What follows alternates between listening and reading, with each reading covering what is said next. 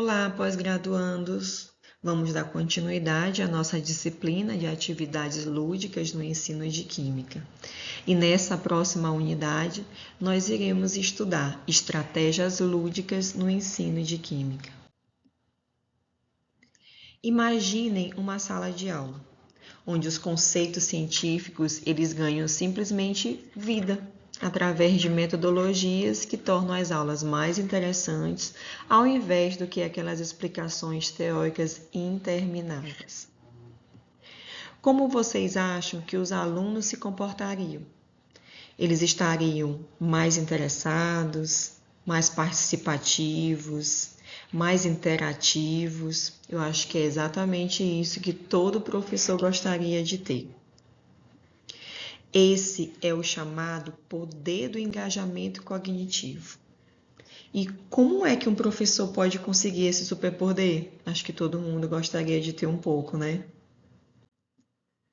A ludicidade, ela é entendida como uma prática de utilizar atividades divertidas para promover o aprendizado de forma envolvente e significativa. Na unidade anterior, a gente estudou exatamente isso. E a gente reconhece que essas atividades, elas são interessantes para tornar as aulas um pouco mais interativas. Mas será que a gente pode simplesmente pegar uma proposta qualquer e jogar em sala de aula? Tudo que é alegre é considerado lúdico? Vamos pensar um pouquinho em cada proposta para que a gente possa, de fato, entender a importância e quais são os tipos dessas estratégias lúdicas.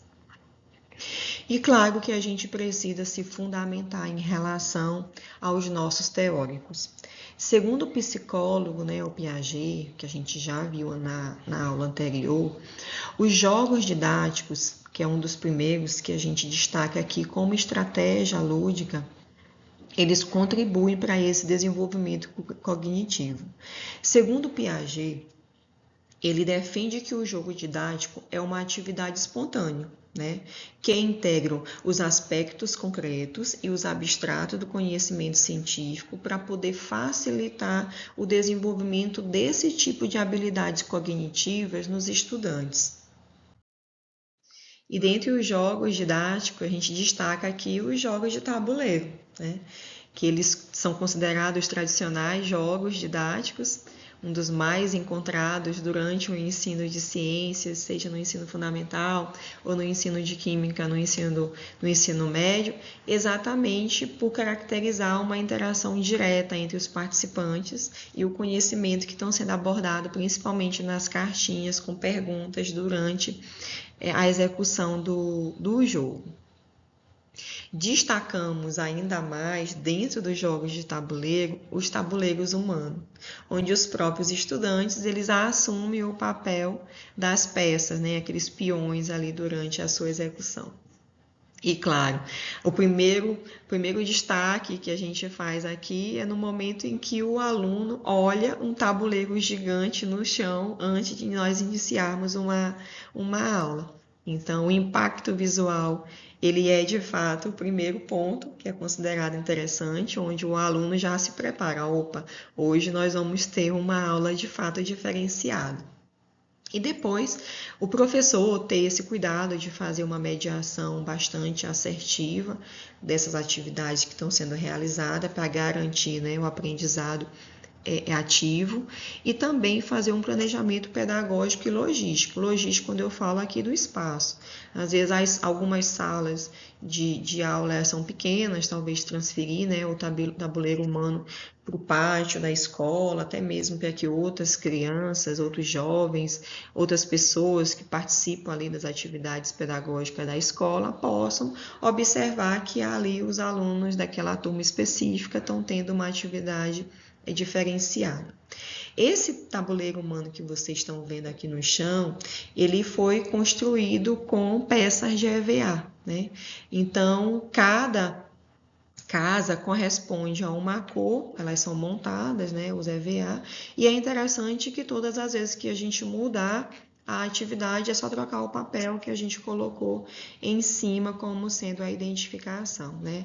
Incluímos, além do tabuleiro com o dado gigante, que eu acho que chamou bastante atenção, nós colocamos uma roleta, né, com perguntas, e aí, à medida que os jovens, né, iam passando por uma determinada casa, algumas delas tinham perguntas, só que essas perguntas, ao invés de serem sorteadas, né, as cartinhas, a gente utilizava a roleta. Então, caía no número, o aluno teria que responder a pergunta correspondente àquele número. Os jogos de cartas nós trazemos aqui como segundo exemplo de jogo didático. Ele também é utilizado com bastante frequência em sala de aula e ele se destaca como uma proposta de revisão ou até mesmo consolidação do conteúdo. Então, é comum que esse tipo de atividade aconteçam após, né, o estudo a ser realizado daquele conteúdo específico. Existem várias propostas de jogos didáticos nas revistas científicas, né? E aí nós trouxemos alguns exemplos de artigos. Um desses, ele foi realizado dentro de um programa de iniciação à docência, que é o PIBID da CAPES, e ele tem como título Jogos Educacionais, né, de cartas como estratégia para o ensino de química. Eles trazem um jogo chamado Schelling, né? Ele é muito parecido com o Ludo, que vocês conhecem. Então, existem algumas cartas com elementos químicos. Aqui nós temos o lítio, o enxofre, mas também nós temos algumas cartas de mudanças, né? Ali, mudança de metal, não metal, aquelas cartas de troca ou até mesmo as cartas de bloqueio. Então, muito parecido com o convencional, só que adaptado ao ensino de química. Então, como os jovens gostam muito desse tipo de carta, eles acabam aumentando o interesse ainda mais pela participação ativa desse tipo de jogo. A outra estratégia lúdica que nós gostaríamos de destacar é a gamificação. A gamificação, acredito que muitos de vocês já ouviram, né, essa terminologia, e ela foi fortemente utilizada no ambiente corporativo. Empresas, né, que utilizavam a gamificação para poder aumentar o engajamento e a motivação dos seus colaboradores. Só que essa estratégia ela foi utilizada, né, trazida para dentro de sala de aula, só que dessa vez com o propósito de aumentar o engajamento e a motivação dos seus alunos em sala de aula no processo de ensino-aprendizado. Então, a gamificação ela é uma estratégia que utiliza elementos de jogo. Não necessariamente ela precisa ser um jogo, tá? Então, quem são esses elementos? Regras, objetivos, pontos, recompensas, que é exatamente o que faz aumentar esse engajamento e interesse das pessoas que estão participando. Então, quando a gente fala de gamificação, é muito comum as pessoas atrelarem a algo digital, tá? Mas não. A gamificação, ela não necessariamente necessita de uma plataforma digital, né?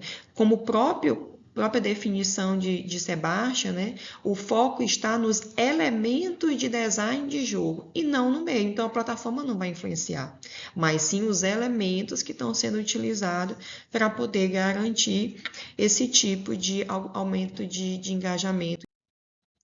Como exemplo de plataforma para gamificação, nós temos aqui o Kahoot, também no nosso e-book de saberes e práticas docentes do PIBID. O Kahoot ele foi utilizado como instrumento avaliativo, né? Os alunos estudaram o conteúdo e depois ele foi utilizado como sendo uma forma de revisão para poder saber se de fato os alunos haviam entendido o conteúdo sobre grupos funcionais na química orgânica. Então, ele foi bastante aceito em sala de aula. Um ponto positivo é que os alunos conseguem, né, acompanhar online ou quando o professor consegue fazer a projeção do jogo no telão, exatamente para garantir aquela competitividade mais assertiva.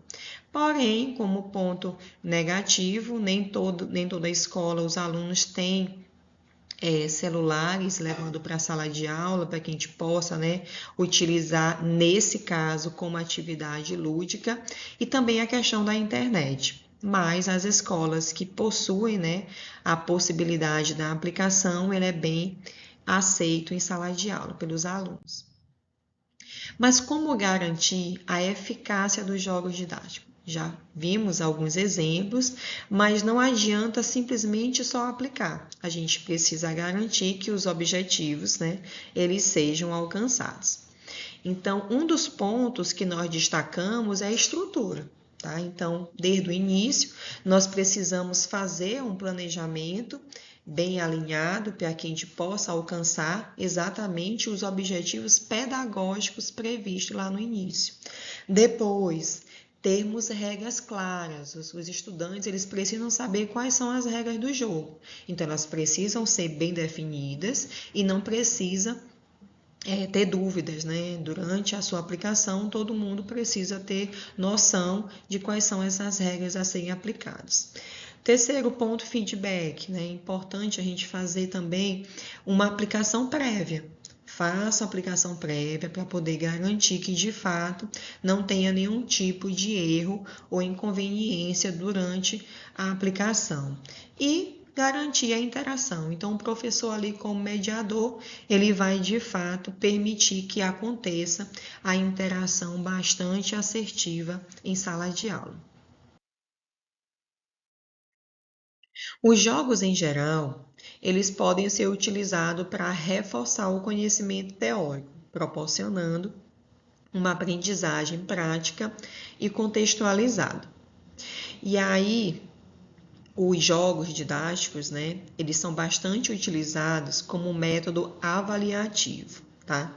Então, no caso da gamificação, ele oferece um feedback imediato, como eu falei para vocês, né? À medida que os alunos estão ali jogando, o professor pode projetar na parede, então, rapidamente os alunos conseguem acompanhar também essa pontuação. Então, isso é considerado como pontos extremamente fortes, né? Principalmente na idade dos adolescentes e jovens, porque eles gostam desse tipo de competitividade. O segundo método são as linguagens artísticas, né? Então, eles vêm sendo bastante incorporados como estratégia lúdica dentro de sala de aula, exatamente por garantir ampliar, né, as formas de expressão, compreensão, apropriação do conhecimento científico, que à medida que o aluno está se preparando, ele está lendo, ele está estudando, ele está treinando, então isso acaba permitindo uma interação um pouco maior do estudante com o conteúdo que está sendo abordado. Então, quem são essas linguagens artísticas? A gente está falando de teatro, música, desenho, né? Histórias em quadrinhos. Então, todo tipo de possibilidade que vai explorar essas dimensões sensoriais, emocionais e criativas, eles favorecem a construção dos conhecimentos nessa linguagem técnico-científico tradicional. Essas metodologias, né, onde os alunos eles acabam sendo influenciados à criação e interpretação de situações fictícias ou realistas, né, eles permitem que eles vivam de forma bastante intensa aqueles conceitos e contextos científicos que estão sendo abordados. No caso da dramatização, né, utilizando o teatro pedagógico, não necessariamente precisa, né? Eu não tenho teatro para que os alunos possam fazer esse tipo de estratégia. Não precisa, faz dentro de sala de aula, né? Às vezes os alunos têm até vergonha de ter que fazer esse tipo de apresentação fora. Então, é uma expressão e comunicação dentro de sala de aula que pode ser trabalhado ali no ambiente que vocês estão trabalhando. Aqui eu trago como exemplo, né? Aí é o segundo livro que nós temos do Programa de Iniciação à Docência, do PIBID, que foi exatamente um vídeo, né, de curta-metragem, onde os alunos construíram sobre cinética química. né? Então foi bem legal, porque houve ali interação dos estudantes, mesmo naqueles mais tímidos, ou aqueles que se destacam com mais facilidade, mas foi bem legal durante a sua aplicação. E uma estratégia bastante conhecida entre os estudantes, né, são as histórias em quadrinhos. Elas são bastante aceitas, exatamente por conta desse chamativo, né, do visual, das narrativas. Quando os alunos não têm tanto interesse pela leitura, é uma excelente proposta, porque eles acabam se interessando ali pelas imagens, né, a historinha lúdica que está sendo trabalhada. E olha, muitas das vezes os alunos conseguem trabalhar até contextos bastante complexos, né, numa linguagem um pouco mais simples, mais descontraídas. Assim como os outros exemplos que a gente vem trabalhando, eu trago aqui também uma proposta de um trabalho utilizando o HQ. Eu gosto muito dessa proposta porque ela foi meu TCC quando eu fiz a licenciatura em Química. Então, foi uma proposta, olha, há um tempo muito atrás, né? Foi uma proposta bem interessante, porque isso facilitou muito o entrosamento, né, de um conteúdo que não era considerado comum naquela época, que a gente falava sobre muito de biodiesel, e aí a maioria dos alunos não sabiam do que se tratava, então foi uma forma pedagógica de trazer um tema que na época, né, era de extrema relevância dentro de sala de aula nos contextos científicos que estavam sendo trabalhados de química, né? Então, foram construídos bastantes trechos dentro das histórias, falando do biodiesel, falando do efeito estufas e outros exemplos adicionais, e os alunos gostaram bastante, né? Ele foi utilizado dentro de uma turma de EJA, adultos, né? Onde alguns tinham dificuldade de leitura, outros de compreensão e alguns completamente fora de interesse. Então, foi bastante aceito. Uma proposta que houve de fato um engajamento dentro de sala de aula para que a gente pudesse trabalhar um conteúdo que não era comum e nem era trago, no caso na época do biodiesel, né? Ainda não tinha nos livros didáticos. Porém, as coisas foram melhorando, né?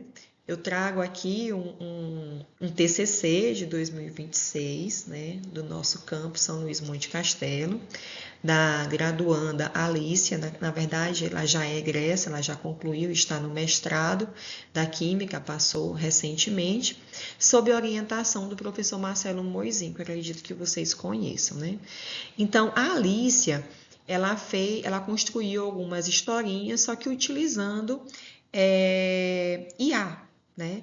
Então, nessa primeira imagem que vocês observam, ela traz para a historinha todos os personagens daqui do Instituto, né? Então, ela traz a própria imagem, né, como sendo uma das personagens, traz mais 2 coleguinhas de sala de aula e destacou alguns professores que estão ali no meio, né, do convívio com ela, como sendo dos personagens. Ficou bastante interessante. Então, houve esse primeiro livro, né, do coeficiente de solubilidade, teve esse segundo de difusão em líquidos, mas eu gostaria de destacar esse terceiro, né, o enigma das soluções, que eu achei um dos mais interessantes. Por quê?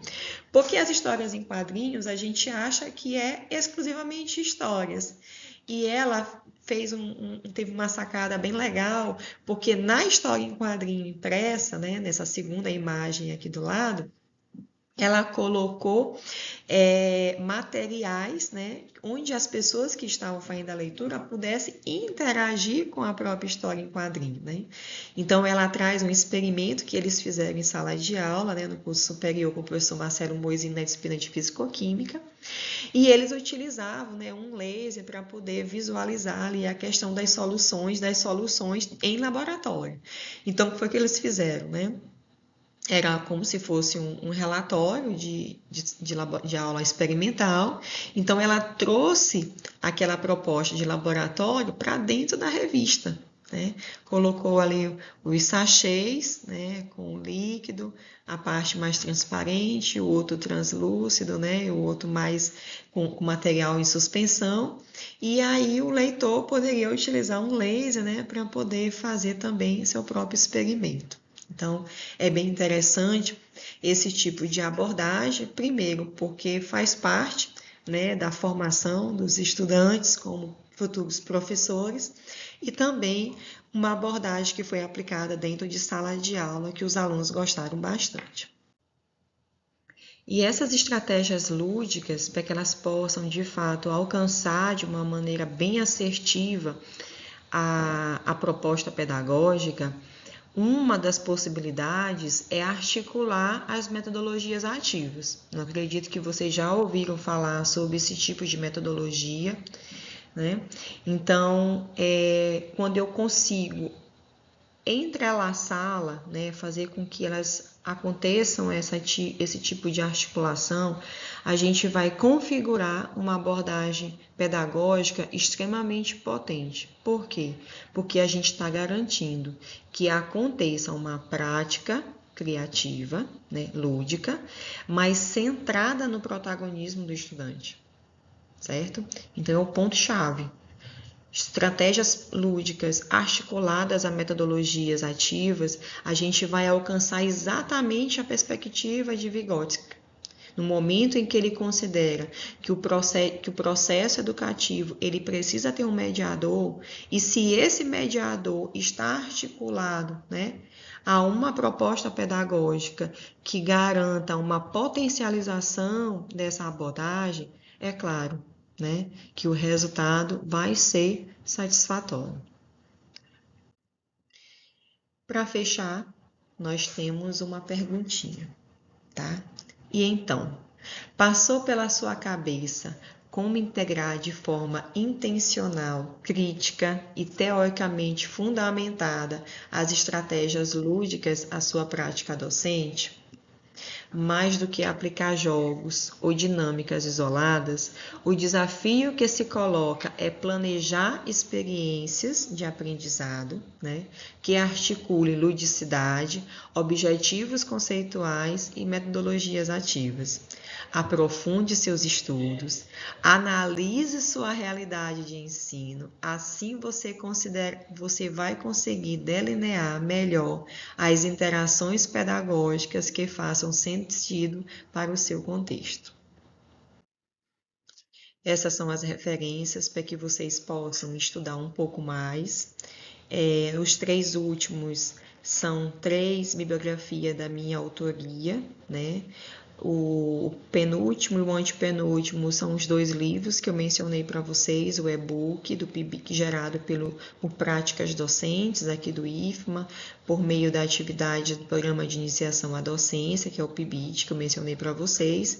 E o último é aquele artigo que eu falei da história em quadrinhos gerada pelo meu TCC, né, há muito tempo atrás.